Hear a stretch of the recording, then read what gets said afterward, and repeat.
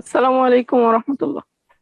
ওয়ালাইকুম আসসালাম ওয়া রাহমাতুল্লাহি ওয়া বারাকাতুহু। জি, জি শেখ, আমি বাংলাদেশের দিনাজপুর থেকে বলতেছিলাম। মাশাআল্লাহ, বলেন।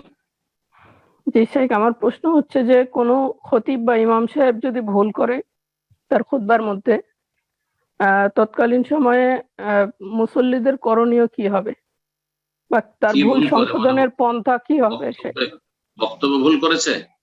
জি জি, বক্তব্যে বা দঈফ বা জাল হাদিস যদি তিনি বয়ান করে। যদি কোনো জয়ীব জাল হাদিস বয়ান করে তো খুতবার পরে বলবো। খুতবার সময় যদি এভাবে কেউ যদি বলে তো সেখানে প্রথম কথা, এইভাবে কথা বলবো, ইমামের সাথে কথা বলা জায়েজ আছে, খতিবের সাথে, এটা ঠিক আছে। আপোষে কথা বলা নিষেধ আছে, কিন্তু ওইভাবে কথা বললে তো বিশৃঙ্খলা সৃষ্টি হবে ভাই। এই ফিতনার আশঙ্কা অবশ্যই আছে, কারণ সে ইমামের নিঃসন্দেহে কিছু ভক্ত আছে, অন্ধ ভক্ত আছে।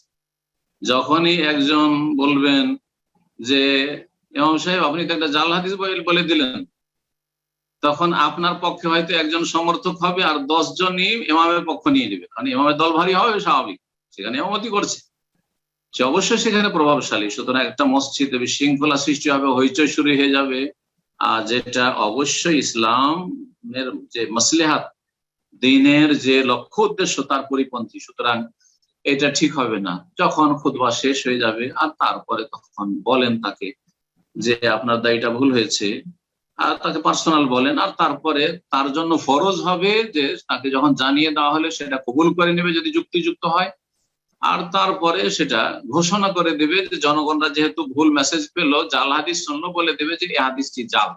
মান সম্মান নিয়ে চিন্তা করবে যে আমার মান সম্মানের কি, আমি একজন ইমাম মানুষ আর জাল হাদিস বলে দিচ্ছি, আর আমাকে এই ব্যক্তি সংশোধন করালে আবার কি জানে, যেমন আজকাল হচ্ছে, এমনটা যাতে না হয়, অহংকার যেন তাকে না ধরে ফেলে, সেই ব্যক্তি নমনীয় হয় এবং তার ভুলটা মেনে নেই, এটা উচিত হবে। কিন্তু আপনার উচিত হবে না যে সেখানে খুতবাতে দাঁড়িয়ে আছে আর তাকে দিবেন অপমান করে আর লাগিয়ে দিবেন সেখানে মারামারি। এটাও হেকমতের কাজ নয়, এটাও ভালো কাজ নয়। আশা করি বুঝতে পেরেছেন। জি, আসসালামু আলাইকুম ওয়া রাহমাতুল্লাহি ওয়া বারাকাতুহু। ওয়ালাইকুম আসসালাম ওয়া রাহমাতুল্লাহি ওয়া বারাকাতুহু। জি, জি বলেন। শেখ, কেমন আছেন? আলহামদুলিল্লাহ, আলহামদুলিল্লাহ। বলেন, ভালো আছেন?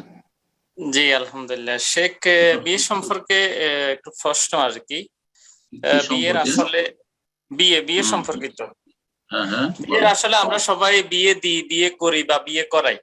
আসলে বিয়েতে কয়টি ফরজ, কয়টি রোকন বা মূল বিষয়গুলো কি, এই বিয়ের বিষয়ে যদি উপরে একটু আলোচনা আছে, শুনে নেবেন। জি, বিয়ের উপরে যে আলোচনাগুলি আছে, বিবাহ নবীগণের সুন্নাত, দুটো আমার আলোচনা রয়েছে। এছাড়াও বিয়ের মাসাইল বিভিন্ন কিতাব থেকে দাসগুলি আছে, ইউটিউবে সার্চ করে শুনে নেবেন। জি, জাযাকাল্লাহ খাইর।